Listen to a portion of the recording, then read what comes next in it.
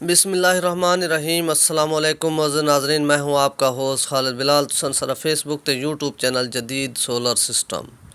उम्मीद करना कि सारे दोस्त खैरियत नाल होसन ते सोलर दे हवाले नाल ही अपडेट, क्योंकि सोलर दे रेटां दे विच आहिस्ता मज़ीद तेज़ी आंदी पई है और फिलहाल भी आने वाले टाइम ॾींहां दे विच कुछ नज़र दे के 15 ॾींहां तक तकरीबन भी कुछ ना कुछ मज़ीद भी तेज़ी आसी।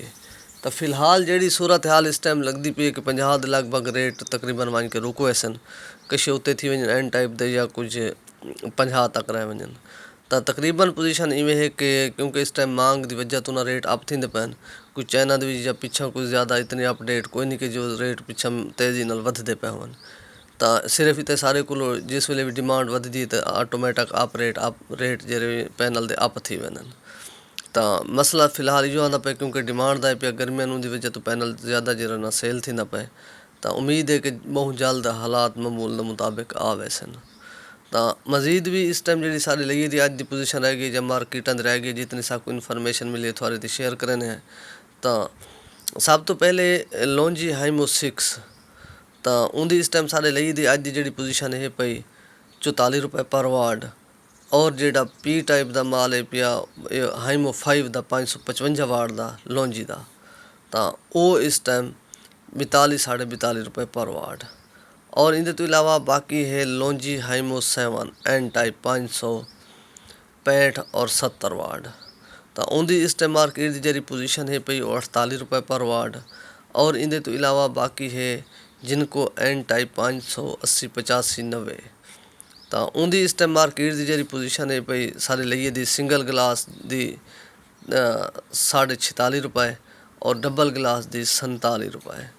और इनके तो इलावा जरा जिनको दा पी टाइप का माल है पिया वो है 40 रुपए पर वाट 555 वाला। और इनके तो इलावा बाकी है कनेडियन टॉप कॉन डबल गिलास 575 80 वाट। उनकी भी इस टाइम जी मार्केट की पोजीशन है अज की सारी लइए दी, तो वो है 47 रुपए पर वाट।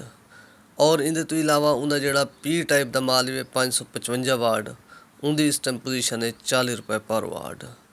और इनके तो इलावा बाकी है जे ए सोलर, जे ए की पोजीशन इवें कि उनका भी रेट मजीद उनके भी रेट अप था। तो उनका भी जरा इस टाइम एन टाइप का माल है पिया 45.5 तो 46 रुपए पर वाट। और इनके तो इलावा बाकी है उनका पी टाइप का माल सिंगल गिलास, वो तकरीबन 39.5 रुपए पर वाट।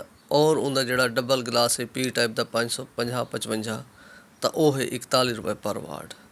और इनके तो इलावा बाकी है ट्रीना सोलर। ट्रीना की भी पोजीशन इवें है कि उनका भी इस टाइम मार्केट की जी पोजीशन लग है पे डबल गिलास एन टाइप 575 80 85 का पोजीशन है जी वो है 46 रुपए पर वाट। और इनके तो इलावा उनका जरा पी टाइप का माल है पिया 555 50 वाला, तो जरा डबल गिलास है पिया वो 41 रुपए। और जरा उनका सिंगल गिलास है पिया 39.5 तो 40 रुपए।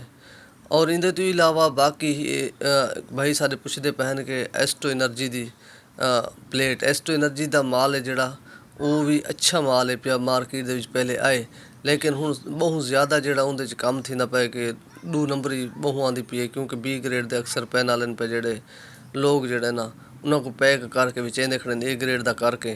तो मैं उनके इंशाल्लाह बहुत जल्दी वीडियो भी बनानी, असल ज़रा टाइम की किल्लत होंगी है उनकी वजह तो बंदा वीडियो नहीं अपलोड कर सकता। बहुत ज़्यादा इंस्टॉलेशन वीडियो वधियन चक्कियां भी वधियन और काफ़ी इन पे, लेकिन मैं इंशाल्लाह बेहतरी वाले पासे अनेंदे पे हैं तो एक बेहतर करगन सो।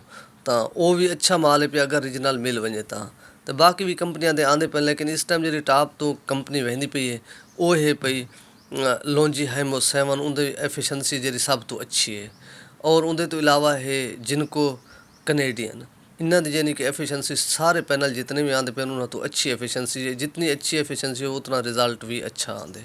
तो ये मसला होंगे बाकी जितने हूँ पहले जे 550 वाली प्लेट शुरू थी है ये गालिबन 19 कुछ एफिशिएंसी तो शुरू थी है। तो हूँ इस टाइम इंदी भी 22.67 एफिशिएंसी आती पी है, लेकिन इतना बेहतर थी गए पैनल इतना बेहतर था, जितनी एफिशिएंसी बेहतर थी उतना रिजल्ट बेहतर था। तो ये मसले मसाइल इन पे एफिशिएंसी देख के गिनसो, जितनी अच्छी एफिशिएंसी वाला पैनल हो सी जांच पड़ताल करके गिनसो तो उतना यानी कि उनका रिजल्ट तो अच्छा मिलसी और लाइफ भी अच्छी मिलसी। तो बाकी इन आप ख्याल करे सो दे सो इजाज़त, अल्लाह हाफिज़।